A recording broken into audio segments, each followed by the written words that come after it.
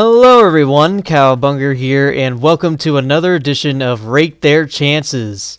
This is where we determine how likely or unlikely a character is to be in Fraymakers. There are many factors I take into consideration when determining this, but the most influential one is popularity, followed by potential, representation, and communication. Here is the scoring system for this series, with 5 meaning I think the character will be in the base roster, while 1 means I think they have no chance of being represented at all.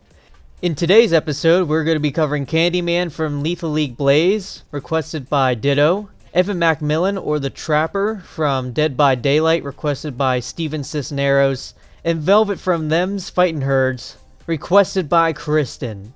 And to start, we're going to go with Candyman.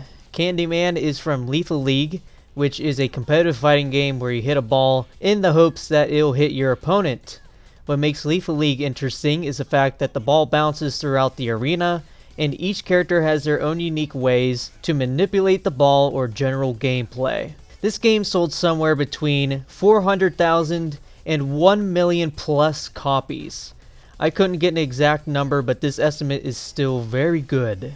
Candyman is actually on the higher end of requested characters for Fraymakers, at least he was around the Kickstarter. I don't see many requests for him nowadays, but we'll get into the reason why later. For Candyman's potential, his kit in Lethal League on its own isn't much compared to the kit of a platform fighting game character, and I think a large expansion of his kit would be needed to make Candyman work. I think where people see potential, however, is him bringing over the ball mechanics from his game. A Rivals of Aether mod of Candyman made by SleepyPlayer16 did a very good job of showing how the ball could work mechanically in a platform fighting game. There are invisible walls that only the ball reacts to, but the ball will still bounce off them like the ball bounces off walls in Lethal League. Candyman has the ability to make himself and the ball teleport through walls. Candyman teleporting through walls could be interesting for some sort of recovery tool, but other than that, I don't see how he could implement his special properties from Lethal League Blaze into a platform fighter. For representation, Candyman is probably the most popular Lethal League character. His design just stands out and he's a bit of a poster boy. I do not think that Candyman has the most potential out of all the Lethal League characters. Again, his special quirks don't really have a chance to shine in a platform fighting game setting in my opinion. So there are 2 other characters who I have in mind whose special abilities could shine a little bit more. They are Latch and Jet. Both of these characters have more clear potential to me. Latch can climb walls and has the ability to chomp on the ball and hold on to it and throw it out whenever he pleases. Maybe he could also hold on to opponents and carry them around and spin them out wherever he wants as well. So overall, I think he could just translate into Fraymakers pretty well. Same goes for Jet, who has a jetpack that allows her to glide in the air for a short time, and she has an ability to bubble a ball, punish anybody who hits it, and hit it back out herself. I think either one of these characters would have more interesting gameplay than Candyman. They all have stuff that really rounds out the whole being able to use a bouncing ball as a weapon thing.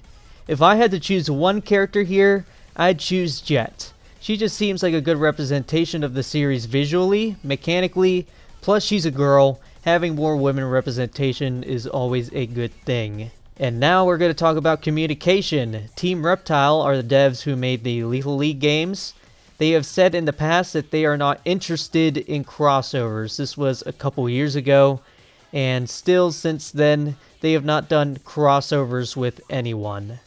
I'd say the only notable thing that has happened is them allowing Candyman to be used in official Rivals of Aether workshop tournaments, but that is definitely different than them doing a full-on crossover. They can be contacted via email privately if Team Frey wants to try and contact them. And for Candyman's rating, I'm going to give him a 1.5. I think a Lethal League character in Fraymakers would be great. They would play like no other platform fighting game character. However, the big thing holding a character from Lethal League back is Team Reptile's willingness to do crossovers. Without a definitive answer from them on if they have changed their stance about crossovers, I'm not confident in any of their IPs appearing in Fraymakers or any other game for that matter.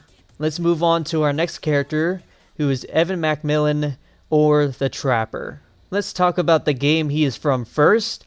Dead by Daylight is a multiplayer survivor horror game where one player is a killer and 4 other players try to escape from the killer. The game has sold more than 50 million copies according to the devs. I think that's a new record here. I'm pretty sure we haven't talked about an indie game that's more successful than this one. I think this game might be one of the best-selling games ever, which is a big deal. And yes, the devs of this game can be considered indie devs, though to say that they don't have a bigger team than most other indie dev studios would be false. The whole indie dev team thing is thrown around with reckless abandon nowadays, so what is considered indie and what's not is pretty vague at this point. But, the devs consider themselves as indie, and that's ultimately what matters here. I have not seen anyone outside of my request to make this video want a Dead by Daylight character in Fraymakers. As I always say, it's never a good sign when a character is just not requested.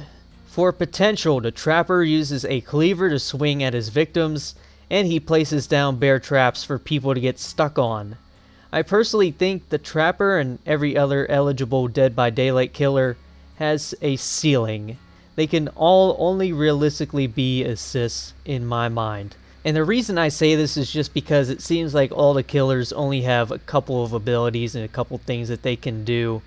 So realistically, why not just make them an assist at that point? An assist that sets up a trap is not something that we have in Fraymakers yet though. But we do kind of have like a stage control assist with pizza, but this is a little bit different, I think. For representation, Fraymakers could still use some horror game representation, and this is the biggest indie horror game that they could possibly represent. The Trapper was one of the first killers added to the game and is represented on the box art for the game, so I would say that the Trapper is definitely one of the most recognizable killers in the game. However, the Trapper has elements of blood and body horror that I don't think Team Fray will respond well to. I've kind of learned that they just don't like that type of thing. And I definitely do believe that every eligible killer also has the same problems. It's just that their look looks a little, I don't know, too out of place and too scary looking compared to the rest of the cast. And for communication, Behavior Interactive are the devs of Dead by Daylight. They do have a contact us page on their website where you can email them. They do crossovers in Dead by Daylight all the time, and they have done crossovers in other games such as PlayerUnknown's Battlegrounds, For Honor, and Move or Die. So my rating for the Trapper is still 1.5. While I think the Trapper could be a nice assist that fills in a role of being a horror character who has an assist that helps with stage control, ultimately I see too many things holding him back. The main thing being his appearance and lack of fan requests. And 2 is that the general popularity of Dead by Daylight can make it difficult for the devs to notice business inquiries within their email. It's not impossible, but the odds are against a Dead by Daylight character. And now moving on to our final character, Velvet from Them's Fightin' Herds. Them's Fightin' Herds is a 2D fighting game with a playable cast of animals. The game has sold about 114,000 copies, which is pretty decent for an indie fighting game. There are a handful of Fraymakers fans who like Them's Fightin' Herds and request a crossover. But again, I can count on one hand, so it's not very good.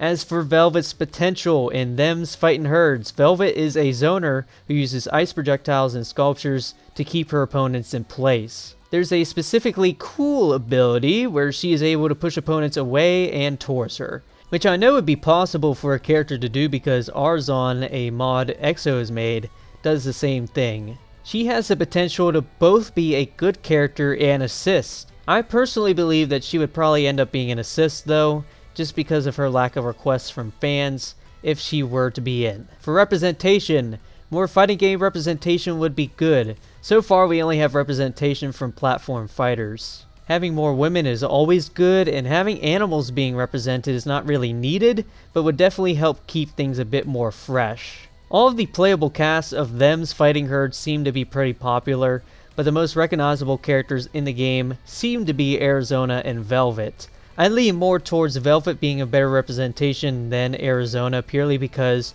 she has the better potential and fits what Fraymakers needs more.